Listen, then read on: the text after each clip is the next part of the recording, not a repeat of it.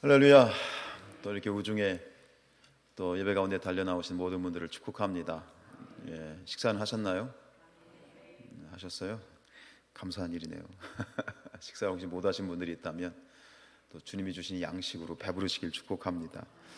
오늘 그 서대문 그 공원인가요? 거기서 이제 어린이 대축제. 서대문은 서울에 있지. 제가 있던 곳이 서대문이라 그런 거예요.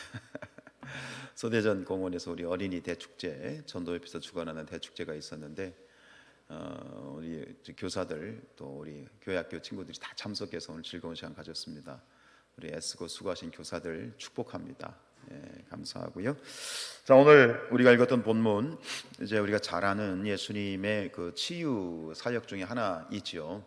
중풍병자를 고치신 사건. 근데 그 중풍병자가 어디에서 내려왔어요? 하늘에서 내려왔죠. 저 천장을 뚫고 이제 내려온 그러한 중풍병자를 고치신 사건인데요. 먼저 이 사건에 사실 이 전반적인 사건 너무나도 잘 아는 사건이기 때문에 개략적으로 사건의 그 서론과 결말을 먼저 우리가 한번 쭉 훑어보도록 하지요. 17절 읽습니다. 시작. 하루는 가르치실 때에 갈릴리 각 마을과 유대와 예루살렘에서 온 바리새인과 율법 교사들이 앉았는데 병을 고치는 주의 능력이 예수와 함께 하더라. 사실 17절 말씀 뒤에 말씀드리겠습니다만 생뚱맞습니다. 굉장히 이 어떤 지금 상황을 굉장히 자세하게 설명하고 있는데, 즉 이 시작을 이렇게 했다는 얘기는 오늘 사건의 중심은 사실은 중풍병자를 살린 것이 사건의 중심은 아니란 얘기입니다. 이것이 이제 주는 하나의 복선이 깔려 있는데요. 어쨌든간 예수님이 이제 병을 고치신 능력이 임하셨죠. 자, 18절입니다. 시작. 한 중풍병자를 사람들이 침상에 메고 와서 예수 앞에 들여놓고자 하였으나, 다른 성경에 보면 마태복음이나 마가복음에 보면 친구들이라고 되어 있어요. 중풍병자가 누워 있는데 얼마나 심히 중했으면 이게 어떻게 어깨 동무도 못하고 그냥 침상째, 그러니까 거의 전신 마비가 된 상태입니다. 옴싹달짝 못하는 상태에 놓인 중풍병자를 침상째 메고 왔는데 예수님한테 가야 될 거 아니에요. 근데 들어가질 못해요. 왜요? 사람 너무 많으니까. 19절, 무리 때문에 메고 들어갈 길을 얻지 못한지라 지붕에 올라가 기와를 벗기고 병자를 침상째 무리 가운데로 예수 앞에 달아 내렸죠. 지금 말로 말하면 저 천장에서 쭉 떨어진 건데, 성경을 우리가 읽을 때 이걸 우리는 번역으로 읽고 있잖아요. 한글 번역으로. 근데 이 번역을 보면 여러 가지로 이 원래 가지고 있었던 그 문화적인 특징이라든가 배경들을 놓칠 수 있는 부분들이 굉장히 많아요. 이 부분도 마찬가지죠. 먼저 여기서 이제 그 중풍병자가 나오는데, 그냥 중풍병자 그러면 한 중풍병자 그러면은 18절에 그냥 일반적인 중풍병자로 알지만 이걸 원어적으로 보면 그렇지 않아요. 그러니까 한 중풍병자가 그랬는데 한 중풍병자는 일반적인 중풍병자가 아니라 원어의 뜻을 보면 오랫동안 중풍병을 앓아온 한 사람, 이렇게 돼 있는 거예요, 뜻이. 근데 우리 번역에는 그냥 한 중풍병자 돼 있으니까 실감이 되지 않지만 이렇게 이제 원어로 쓸 수 있었던 이유는 이 저자인 누가의 특징이 있죠. 여러분, 누가는 직업이 뭡니까? 의사입니다. 그러니까 단어 하나를 쓸 때도 그 자기가 가지고 있는 의사라고 하는 특징이 다 그 고안에 이제 녹아져 있는 거예요. 그러니까 똑같은 단어가 아니라 헬라어 원어를 보면 의사의 용어가 들어가 있는 거예요. 우리는 알 수 없지만, 그러니까 병자도 그냥 병자가 아니라 아주 심각한, 오랫도록 이제 병을 앓아온 그러한 중풍병자라는 것을 이제 원어적으로 사용하고 있는데, 또 한 가지는 뭐냐면 기와를 벗겼다라고 하는 거예요. 그럼 우리는 딱 기와하면 어떤 기와가 생각이 나세요? 기와가 어떤 기와? 한옥, 그죠? 우리가 생각하는 이런 지붕 형태, 그죠? 이런 어떤 삼각형 형태의 지붕에 있는 기와를 생각하게 되는데, 번역도 제가 볼 땐 정말 잘못해 놨어요. 차라리 이거를 기와라고 얘기하지 않고 그냥 옥상이라고 말하는 게 훨씬 이해하기가 쉬운 그런 번역인데, 왜 그러냐면 여기서 이제 우리 그 기와라고 하는 이 말 자체는요, 뭐냐면 점토 혹은 진흙으로 만든 것이다라는 뜻이에요. 그런데 이 이스라엘의 그 이 가옥 구조는 이런 삼각형 구조가 아니에요. 그냥 옥상 구조예요. 평평한데 그 옥상을 무엇로 만들었냐면 이제 나무나 지푸라기를 엮어서 거기다가 뭘 발라? 진흙, 흙을 바르는 거예요. 옛날에 우리 초가집 보면, 저 어릴 때도 그렇게 컸지만 초가집 벽을 그렇게 세웠잖아요. 나무 이게 얽히저얽히 해가지고 거기다 뭘 발라? 지푸라기를 흙에 개어가지고 이게 바른, 이게 그런 식의 이 지붕이죠. 거기 비가 거의 안 오기 때문에 그렇게 해도 크게 이제 생활하는 문제가 없었기 때문에 아주 넓고 평평한 그런 옥상의 구조를 가지고 있었죠. 그러니까 그걸 뜯을 수 있죠. 우리식으로 기와면 이게 말이 안 됩니다. 기와를 그냥 얹을 수 있는 게 아니니까요. 그런 어떤 배경을 가진 상황에서 결국은 이 중풍병자를 메고 온 그 친구들이 결국은 선택한 방법은 지붕을 뚫고 위에서 바로 공수를 해버린 겁니다, 환자를. 그래서 이 이야기의 결론은 뒤로 가면 이렇게 마무리가 되죠. 24절 하반절입니다. 시작.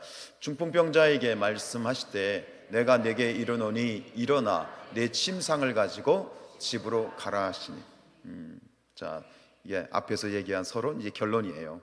결국 예수님이 말씀하시죠. 중풍병자에게 말씀하십니다. 내가 내게 이르노니 일어나 내 침상을 가지고 집으로 가라, 이렇게 말씀을 하시죠. 말씀 한마디로 끝냅니다. 그랬더니 어떻게 됐어요? 25절. 그 사람이 그들 앞에서 곧 일어나 그 누웠던 것을 가지고 하나님께 영광을 돌리며 자기 집으로 돌아갔어요. 지금까지는 온몸이 마비가 되어가지고 어떻게 옴싹달싹 할 수 없었던 이 병자가 예수님의 말 한마디에 질병이 떠나가고 이렇게 지금 일어나서 이제 박차고 걸어가는 거예요. 할렐루야. 자, 마지막, 오늘 말씀 마지막 이렇게 끝나죠. 시작. 모든 사람이 놀라 하나님께 영광을 돌리며 심히 두려워하여 이르되 오늘 우리가 놀라운 일을 보았다. 놀라운 기적, 놀라운 표적을 보았죠. 앞에 25절에서도 그 중풍병자 자신도 그 자기에게 일어난 이 놀라운 기적을 보고 한 반응이 뭐예요? 하나님께 영광을 돌렸고요. 그리고 주변에서 이제 그걸 목격했던 사람들도 역시 정말 이 놀라운 일을, 기적을 보고 보여진 반응은 뭐예요? 하나님께 영광을 올린 것이죠. 결국은 이 모든 사건의 올바른 반응, 하나님 예수님께서 행하신 이 일을 보면서 우리가 온전히 반응해야 되는 태도는, 그리고 주님이 원하시는 태도, 그리고 정확한 태도는 뭐냐면 하나님께 영광을 올려드리고, 그죠? 이것이 정상적인 그런 마땅히 드려야 될 반응이지요. 그래서 이것을 통해서 하나님께 영광을 올려드렸다는 것은, 이것은 결국은 예수님이 그 일을 행하셨지만 누가 행하신 것이다? 하나님이 행하신 것이다. 그럼 하나님이 행하신 것이라고 하는 것은 지금 이 기적을 베푼 그러한 이 예수는 누가 보낸 분이다? 하나님이 보낸 분이다라는 깨달음과 반응, 인정인 것 있잖아요. 그죠? 지금 이런 사건들을 표현할 때 성경은 기적, 이적이라는 말도 쓰지만 또 하나의 특별한 용어를 씁니다. 뭐라고 말하죠? 기적이라고, 이적이라고 얘기 안 하고 표적이란 말을 씁니다. 표적. 목표할 때 바로 그 표자입니다. 그러니까 표적이라는 건 뭐냐면 하나의 목적을 가지고 있는 기적이란 뜻입니다. 그러니까 이겁니다. 표적은 무언가를 가리키는 손가락하고 똑같습니다. 즉 예수님이 행하신 그런 기적은 표적입니다. 이 기적 자체가 중요한 것이 아니라 그 기적은 표적, 즉 그 기적을 통해서 깨닫기를 원하는 그런 메시지가 있습니다. 그죠? 이 이적을 통해서 주님께서, 또 하나님께서 원하시는 메시지는 무엇입니까? 깨달아야 될 것은 무엇입니까? 지금 이 기적을 베푸신 이는 누구시다? 하나님의 아들이며 메시아이며 그리스도이다. 아시는 것처럼 메시아라는 말과 그리스도라는 말은 똑같은 말입니다. 히브리어로 메시아고요, 헬라어로 그리스도입니다. 구원자, 구원자, 하나님의 아들인 그리스도, 메시아, 구원자, 이것을 깨달아야 되는 거예요. 근데 주변에 있던 사람들은 하나님께 영광을 돌림으로 말미암아 그걸 깨닫기 시작하는 거예요. 그런데 오늘 우리가 주목해야 되는 건 뭐냐면 전혀 반대의 반응을 보이는 사람들에게 주목해야 됩니다. 오늘 사실 17절에서 이 본문이 나올 때 아까 말씀드린 것처럼 그 17절에 표현된 이것이 바로 그것을 오늘 우리에게 얘기해 주고 있는 복선인데요. 여러분, 이 말씀 본격적으로 들어가기 전에 예수님께서는 뭐라고 말씀하셨냐면, 이러한 표적이, 예수님이 보이셨던 표적이 모든 믿는 자들에게도 동일하게 나타날 것이다 라고 말씀하셨습니다. 자, 마가복음 16장 17절입니다. 시작. 믿는 자들에게는 이런 표적이 따르리니 곧 그들이 내 이름으로 귀신을 쫓아내며 새 방언을 말하며. 어떤 자들에게 이런 표적이 따른다고요? 믿는 자들에게, 그리스도인들에게, 달리 말하면 우리에게. 왜 아멘을 못하세요? 나를 믿는 자는 내가 행한 일을 그도 행할 것이고 나보다 더 큰 일도 행하리라. 계속해서 우리가 믿음을 가지고 선포하고 사모하고 기도하고 간구하여서 이런 표적이, 저는 그렇습니다, 오늘 우리에게 일어나기를 축복합니다. 18절 계속됩니다. 뱀을 집어 올리며 무슨 독을 마실지라도 해를 받지 아니하며 병든 사람에게 손을 얹은즉 나으리라. 이것은 예수님만이 행하시는 기적이 아닙니다. 믿는 자들도 이러한 표적이 따를 것이다. 왜 그렇습니까? 영적인 원리로 따져봅시다. 왜 우리에게 이런 표적이 나타날 수 있을까요? 왜 그렇죠? 내 안에 예수님이 와 계시기 때문입니다. 내가 내 안에 거하고 너희가 내 안에 거하면 무엇이든지 원하는 대로 구하라. 그리하면 주시리라. 여러분, 우리는 성도들은요, 신앙생활을 하면서 우리 자신의 영적 정체성과 영적 신분을 깨달아야 됩니다. 비록 육신에 갇혀 있고 우리가 날마다 죄 가운데 있다 할지라도 이미 그런 것들은 우리에게 전혀 영향력을 끼치지 않습니다. 우리가 거듭난 자로서 우리는, 이 육신은 하나님의 성전이고 성령이 거하시는 전입니다. 다윗이 그렇게 사모했던 성전이 바로 우리가 성전이 됐다는 말은 내 안에 주님이 임재하고 계시고 살아계시기 때문에 성령의 도우심 가운데 우리를 통해서 표적이 나타나고 기적이 나타나고 병자가 낫고 믿음으로 받으시길 축복합니다. 어떤 특별한 능력이 있거나 특별한 은사를 받은 자의 일이 아닙니다. 모든 믿는 자들, 모든 그리스도인들에게 나타날 수 있는 일이고, 우리는 다 그런 가능성을 가지고 있고, 하나님이 원하시고 하나님이 역사하시면 저는 이런 표적과 기사가 우리 교회 가운데, 공동체 가운데 나타나야 된다고 저는 믿는 사람이고, 그럴 수 있다고 믿는 사람이고. 왜 그래요? 말씀에 있잖아요. 할렐루야. 지금 약속이잖아요. 그런 표적이, 이런 표적이 우리 성산교회에 있어지기를, 일어나기를 주님의 이름으로 축복합니다. 자, 오늘 이야기 말씀드렸던 것처럼 오늘 이 사건의 핵심은 이 중풍병자가 치유된 사건이 아닙니다. 사실 그보다 여기서 더 우리에게 주시는 교훈은 그 중간에 있습니다. 전혀 반대의 반응, 마땅히 하나님께 영광을 돌리며 할렐루야를 외쳐야 되는데 전혀 할렐루야를, 아멘을 외치지 못하고 끙끙대고 있는 사람들이 있었습니다. 그리고 예수를 공격하는 사람들이 있었습니다. 그 사람들을 17절에서 소개를 했죠. 누구예요? 바리새인들과 율법교사들이요. 소위 말하는 유대 종교 지도자들입니다. 유대 종교 지도자들. 사실 율법 교사들도 대부분 바리새인들입니다. 그러니까 여기서 핵심은 바리새인들이에요. 종교 지도자들이에요. 지금 여기서 이 놀라운 기적의 현장에서 할렐루야하고 하나님께 찬양해도, 찬양을 올려도 부족할 텐데 여기서 이들이 하나님과 논쟁을 하고 예수님과 충돌을 일으키고 속된 말로 싸웁니다. 예수님하고 지금 한판 싸우고 있는 겁니다. 왜 이런 일이 벌어지고 있느냐? 어떤 목적이었든 어쨌든 간 그들도 그 자리에 있었고 예수님이 행하셨던 놀라운 기적을 봤죠. 그렇죠? 두 눈으로 똑똑히 봤죠. 그러면 어떻게 해야 돼요? 다른 사람이 그랬던 것처럼 놀랍고 두려워하고 하나님께 영광을 돌려야 되는데 오히려 그들은 예수님을 공격하기 시작합니다. 그리고 이 유대 종교 지도자들이 예수님을 공격하는 이유는 무엇입니까?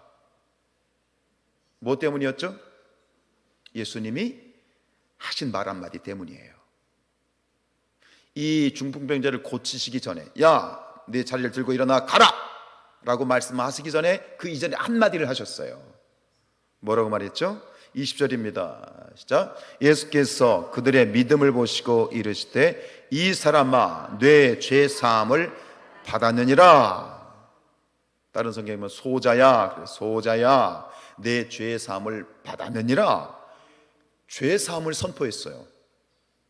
지금 무슨 얘기냐면 육신의 치유를 하기 전에 그의 죄를 치유하셨어. 이 말이 우리에게는 아멘이지만 그 유대 종교 지도자들의 마음을 심기를 건드린 거야. 왜 그랬을까요? 예수님의 이 말씀이 문제가 있나요? 있어요, 없어요? 있지요. 왜 이게 문제가 되죠? 21절입니다. 시작. 서기관과 바리새인들이 생각하여 이르되 이 신성 모독하는 자가 누구냐? 오직 하나님 외에 누가 능히 죄를 사하겠느냐. 결국 예수님이 너는 이제 내 죄 사함을 받았어, 내가 내 죄를 사노라 라는 예수님의 말씀은 결국 뭐예요? 신성 모독입니다. 맞습니까? 틀립니까? 맞습니다. 죄를 사하실 수 있는 분은 오직 한 분밖에 없습니다. 누구예요?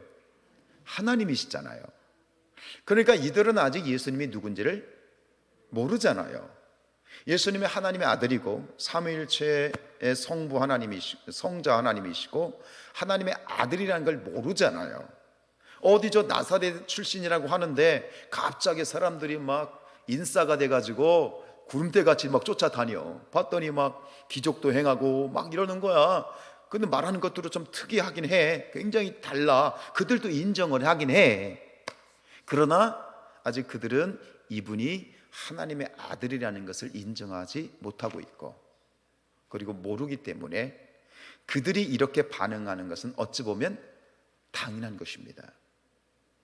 죄와 사함을 주실 수 있는 분은 누구시다? 하나님 한 분이시다.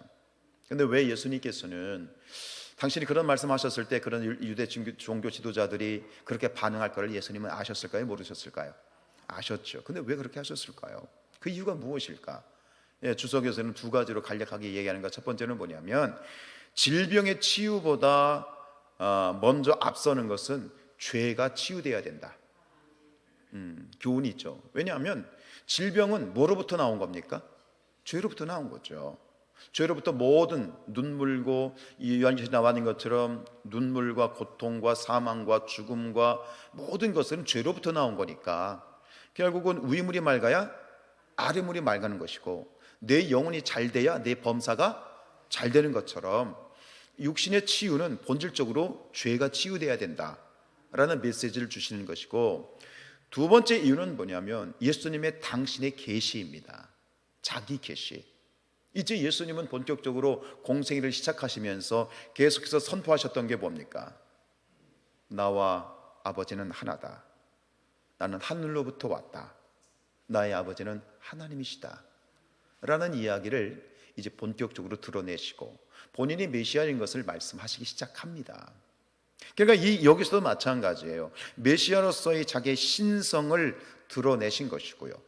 그리고 메시아이심을 증거하고 그 증거를 댄 거죠. 그죠? 메시아인 증거가 뭐예요? 중풍병자를 고친 거죠. 이 표적이라고 했잖아요. 표적은 목적이 있다고 했어요. 그래서 24절에서 예수님이 이렇게 말씀하시는 거예요. 24절 시작. 그러나 인자가 땅에서 죄를 사하는 권세가 있는 줄을 너희로 알게 하리라. 결국은 예수님은 이거예요. 내가 메시아라는 것을 너희가 알게 하리라 라는 분명한 자기 목적을 가지고 자기 계시를 하신 것 있죠. 그런데 이 종교 지도자들은 주님이 행하시는 이러한 표적, 신적인 표적을 보았음에도 불구하고 예수님을 거부합니다. 그러면서 속으로 이렇게 얘기합니다. 22절입니다. 시작. 예수께서 그 생각을 하시고 대답하여 이르시되 너희 마음에 무슨 생각을 하느냐. 예수님은 다 아시죠. 무슨 생각하시는지 다 아시죠.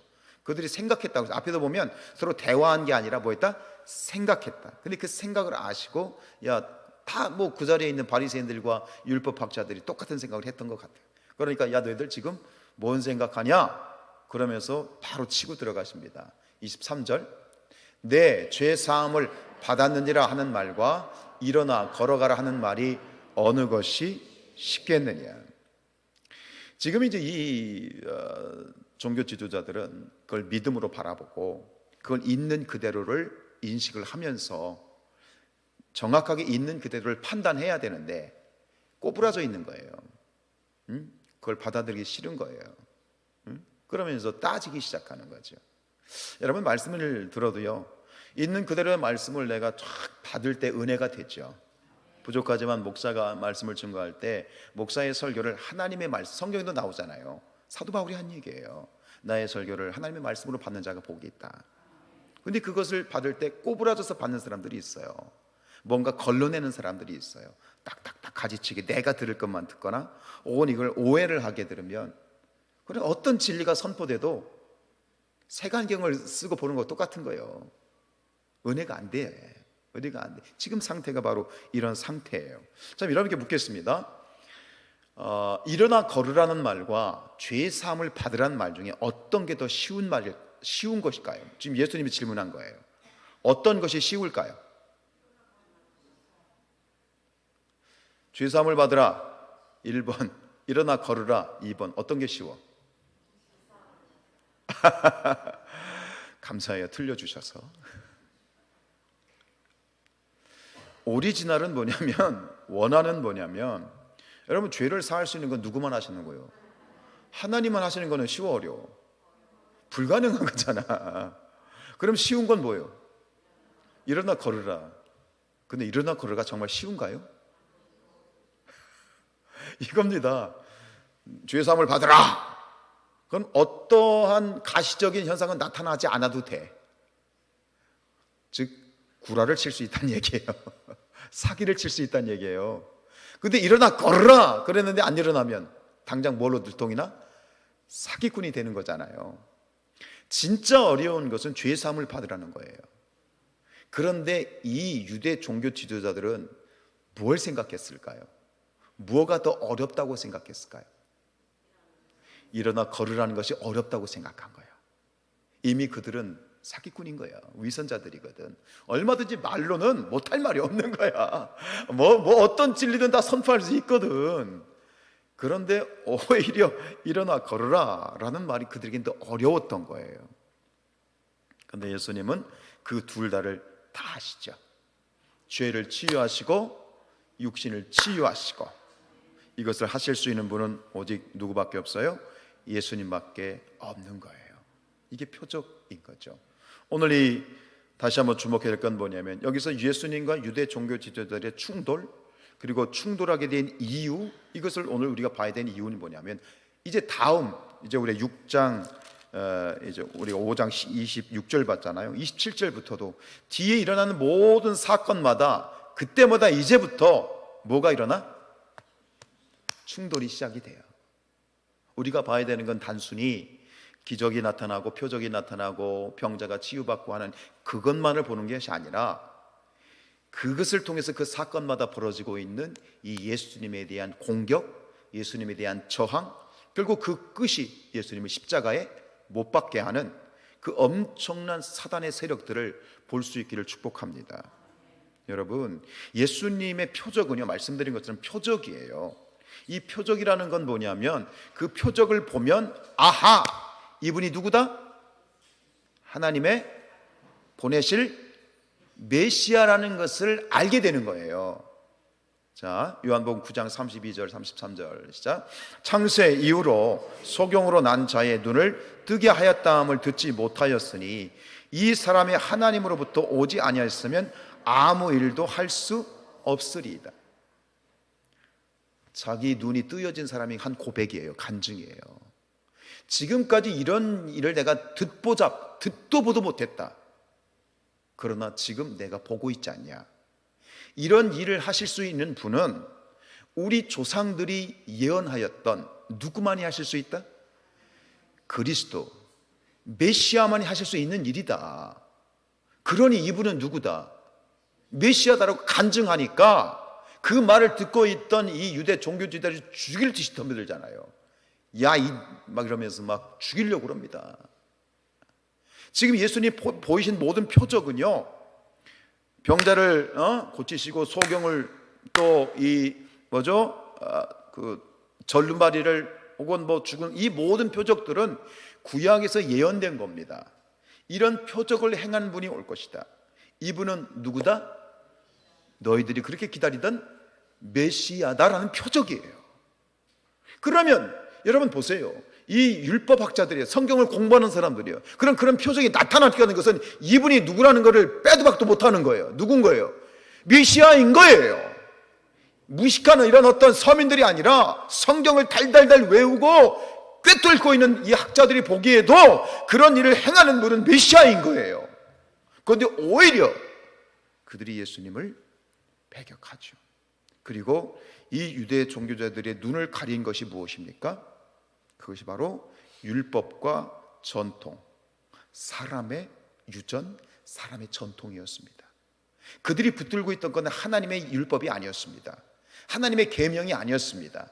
그들이 목숨 걸고 지켰던 것은 하나님이 주신 계명이 아니라 사람들이 만들었던 것입니다. 우리 마가복음 7장 7, 8절입니다. 시작. 사람의 계명으로 교훈을 삼아 가르치니 나를 헛되이 경배하는도다 하였느니라. 너희가 하나님의 계명은 버리고 사람의 전통을 지키느니라. 이것은 오늘 우리에게도 역시 동일합니다. 하나님의 말씀이라고 우리가 붙들고 있는 것이 그것이 아닐 수 있다는 것, 하나님이 주신 것이 아닐 수 있다는 것, 사람이 만든 것일 수 있다는 것을 우리는 늘 유념하고 있어야 됩니다.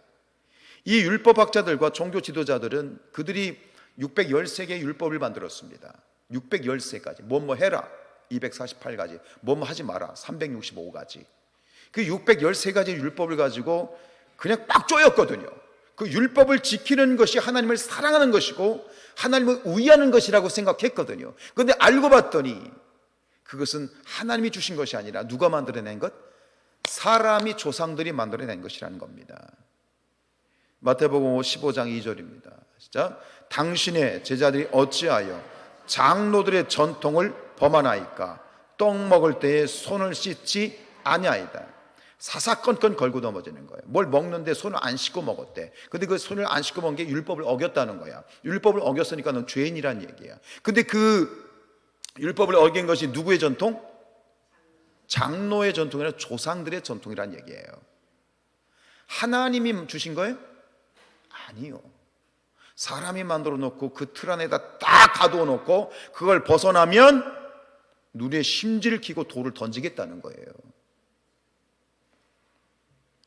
결국 비본질적인 것을 붙들고 정말 중요한 핵심, 영적 소경이죠.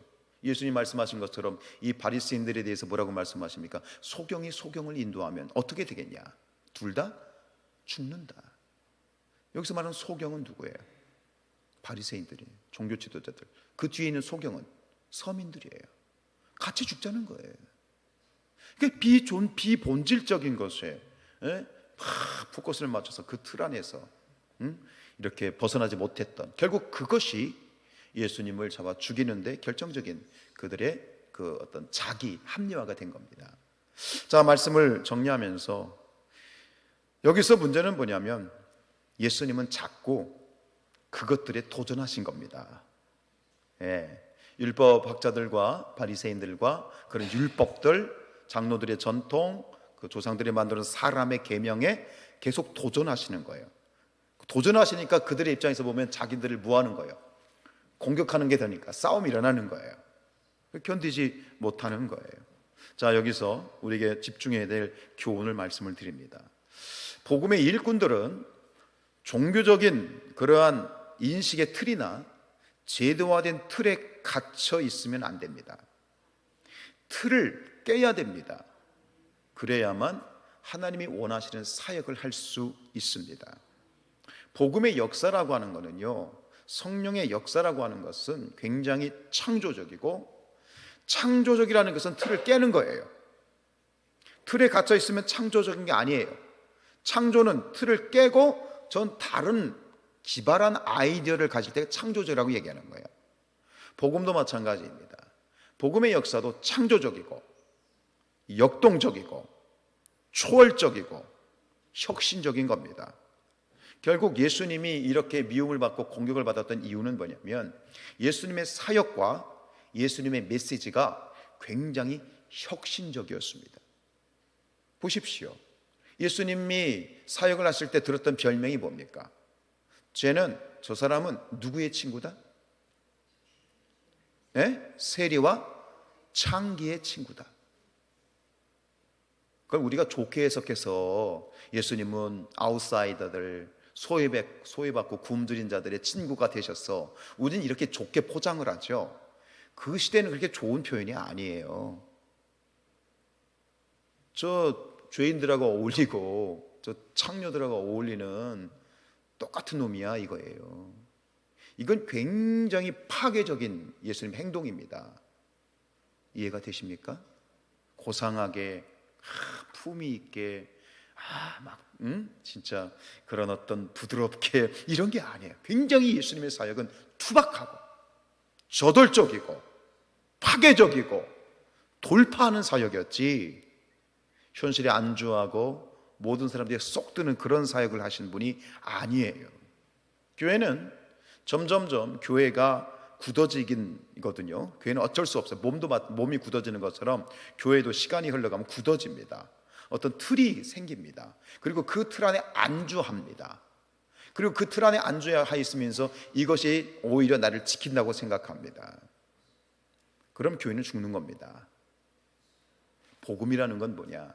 그리고 성령의 역사는 자꾸 틀을 깨는 겁니다. 도전하는 거고요. 모험하는 거고요.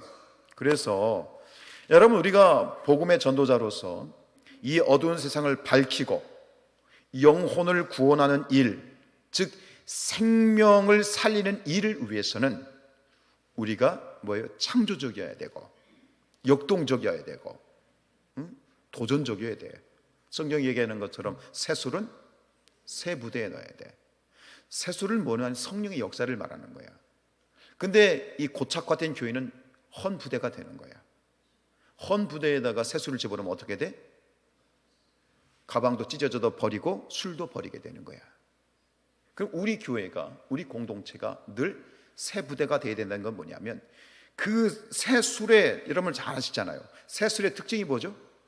발효 능력이 굉장히 왕성해서 이게 팽창, 수축, 이완을 엄청나게 하잖아요. 그거를 받아들이고 그거를 유지할 수 있기 위해서는 교회가 그러한 창조성과 역동성과 혁신성이 늘 살아있어야 돼. 딱 틀이 잡혀가지고 그 틀에 맞춰야 된다. 유지는 될 수 있지만 부흥할 수 없고 역사할 수 없고 결정적으로 뭐예요? 성령이 그런 교회는 역사할 수 없어요. 하나님이 그런 교회는 역사할 수 없어요. 이해하시길 축복합니다. 요한복음 3장 8절입니다. 시작. 바람이 임의로 불매 내가 그 소리는 들어도 어디서 와서 어디로 가는지 알지 못하나니 성령으로 난 사람도 다 그러하니라. 성령의 역사는요, 어디서 왔다 어디로 간지 몰라요. 그만큼 굉장히 역동적이고 혁신적이고 창조적인 거예요. 즉 성령의 역사는 틀에 갇힌 분이 아니라는 거예요. 우리의 생각에 갇힌 분이 아니라는 거예요. 그렇다면 그런 성령의 역사를, 그런 새술과 같은 성령의 역사를 내가 받기 위해서는, 그 성령 역사 가운데 참여하기 위해서는 내가 어떤 부대가 돼야 돼? 새 부대가 돼야 되지. 그게 뭐냐? 역동성, 창조성, 혁신성. 예수님이 우리에게 보여주는 것은 바로 그것입니다. 우리 성산교회가 그런 교회가 되길 축복합니다. 말씀을 정리하면서 저는 우리 성산교회가 부흥하는 교회가 되기를 원하고, 어쨌든 하나님이 하시면 역사하실 것인데, 건강한 신앙을 위해서, 그리고 조금 더 발전적이고 부흥하고, 그리고 뭔가 팽창하고 밝은 내일에 대한 비전과 소망과 하나님의 성령의 역사를 담기 위해서는 전 두 가지가 필요하다고 생각합니다. 오늘 이것만 기억하시면 됩니다. 첫 번째는 뭐냐? 복음의 본질에 있어서는 철저히 보수적이어야 된다. 복음의 본질. 우리 고린도전서 1장 18절 먼저 보여주시죠. 시작. 십자가의 도가 멸망하는 자들에게는 미련한 것이고 구원을 받는 우리에게는 하나님의 능력인 거예요. 즉 복음의 본질은 사람들이 미련하다고 할 정도로 보수적이고, 복음의 본질이 뭐예요? 십자가의 도, 말씀과 기도. 우리가 이제 50일 기도학교를 했잖아요.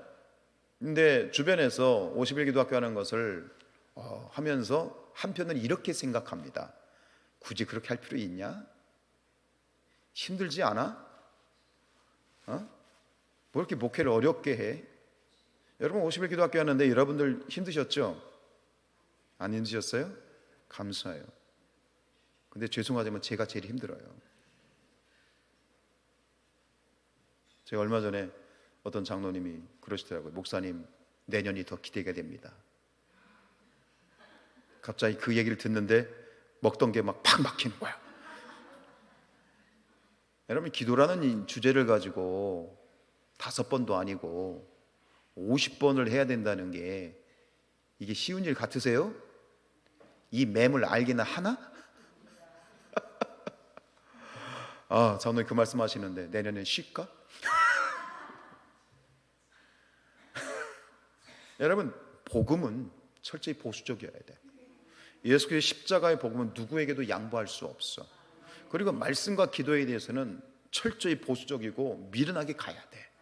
기도하고 50일이고 100일이고 기도하고, 세일이 일에 3주 동안 3시간씩 꼬박 앉아서 엉덩이에 막 짓무를 정도로 말씀 읽고, 할렐루야. 복음에 있어서는 우리는 철저히 보수적이어야 돼. 그런데 반대로 이 복음을 적용하는 데 있어서, 복음을 전달하는 데 있어서는 그 누구보다도 개방적이고 혁신적이고 도전적이고 창조적이어야 돼. 마태복음 10장 16절입니다. 시작. 보라, 내가 너희를 보냄이 양을 이리 가운데 보냄과 같도다. 그러므로 너희는 뱀같이 지혜롭고 비둘기같이 순결하라. 비둘기같이 순결하는 게 뭐냐면 복음의 본질입니다. 복음의 본질, 십자가의 도에 대해서는 누구에게 양보할 수 없고, 이것은 고지식하게 미련스럽게 파고 또 파야 됩니다. 그러나 동시에 뭐가 필요합니까? 뱀 같은 지혜가 필요합니다. 복음을 증거하고 우리가 복음대로 사는 데 있어서는 굉장히 성령의 역사하심이 필요한데, 그건 뭐냐면 틀에 갇히면 안 된다는 얘기입니다. 하나님이 이 세상 가운데, 이 땅 가운데 오늘 2024년도를 살아가는 100년 전에 복음을 전하던 방법과 오늘 복음을 전하는 방법은 환경이 많이 다릅니다. 제가요 1980년대만 해도요 그런 얘기를 했어요. 제가 입학했던 90년대만 해도요 그런 얘기를 했어요. 교회 문을 열어놓으면 사람들이 들어온다고 그랬어요. 진짜 그랬습니다. 교회만 개척해놓고 문을 열어놓으면 그냥 굳이 막 전도하지 않아도 사람들이 몰려온다고 그랬습니다. 사실 그랬습니다. 지금은 어떻습니까? 오라고 그래도 침을 뱉으면서 욕을 하면서 안 옵니다. 시대가 달라졌죠. 뭐가 필요합니까?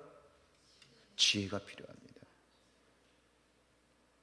저는 생각해 보면 하나님께서는 어떤 사람을 쓰실 때 그 사람을 연단을 시키거든요. 제가 지금까지 해왔던 그런 사역들을 보면 하나님이 많이 준비시키셨다는 생각이 들어요. 우리가 돌봄센터를 몇 년 전에 오픈했습니다만 요즘 그런 마음을 주십니다. 이 돌봄센터가 우리 어린이부 교회학교의 복음의 전초기지가 돼야 된다. 그런 아이디어를 주시더라고요. 그러니까 성령의 역사에 대해 우리가 민감해야 됩니다. 왜 이런 걸 우리에게 말씀하실까? 딱 틀을 정해놓고 이건 안 됩니다가 아니라 기도해야죠. 이것이 복음을 전할 수 있는 통로라면, 이것을 통해서 하나님이 역사하시기를 원하신다면 기꺼이 나를 깨야 돼요. 내 생각은 이렇다 할지라도 기꺼이 깨야 되고 순종해야 돼요. 이게 바로 복음의 역동성이고 성령의 창조성이고 성령의 혁신성이고 오늘 예수님에게서 우리가 배워야 되는 그런 사역의 교훈인 줄로 믿습니다. 비전 141도 마찬가지고요. 계속 기도하시면서 온전히 우리가 이 어두운 세상에 빛을 발하고 죽어가는 영혼들을 살리는 데 있어서는 누구보다 보수적이지만 그 방법과 그 툴에 있어서는 과감하게 우리의 어떤 틀들을 깨고 뭔가를 하나님의 성령께 이끄심에 반응함으로 나가 승리하여서 오늘 이 성산교회가 하나님 앞에 마지막 시대에 더 귀하게, 지금도 귀하게 쓰임받고 있지만 더 귀하게 쓰임받는 그런 비전의 공동체가 될 수 있기를 주님의 이름으로 축복합니다.